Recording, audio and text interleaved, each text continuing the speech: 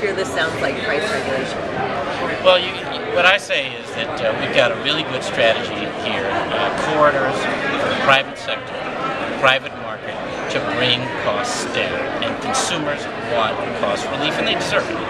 Governor, why did you not propose more punitive measures on providers if they didn't reduce rates for services? Well, like I said, this is a compromise bill. There are a lot of hands in it. I'm not a punitive guy. I think we're going to get a good result. I think this is the right bill, and of course there'll be some negotiating as we move through the legislature. But where is the stick in this bill? Well, frankly, I think the fact that the Commissioner of Insurance has the authority expressly to look through premium increases to the provider rates and to make those elements, first of all, to use the benchmarks of medical cost inflation, GDP rate growth as constraints on those premium increases, because that's what matters most, what the consumers are paying. And to make that information public is a real incentive. And I think we saw some of that in this last round a year ago.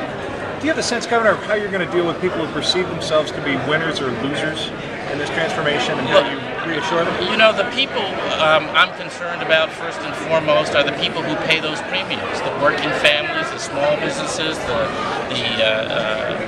small towns, the big cities, the state government that pays those premiums that have been going up at 3 and 4 and 5 times or more the rate of inflation, indeed the rate of medical inflation.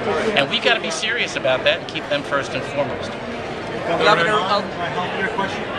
Anything else on health care? Yes. Let me do that first. There were a lot of questions you were asked during the presentation where you said that the specifics would actually be determined by this advisor. Some people might say a lot of the tough issues are being punted.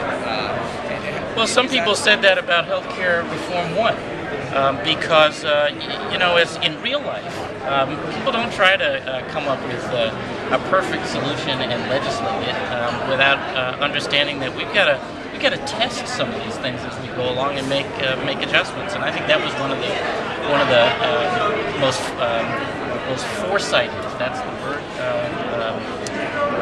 elements of features of healthcare reform 1, and I think we try to preserve that flexibility going forward. We know what the outcome needs to be, and we know who needs to be at the table to assure that the outcome is fair. I would just say that the message is very strong to the healthcare community that we have to work even harder to lower the cost of care for employers, for government, and for families. We're making a lot of progress. The market is moving, but we understand the government has a role to help push the market even faster to get the result we need.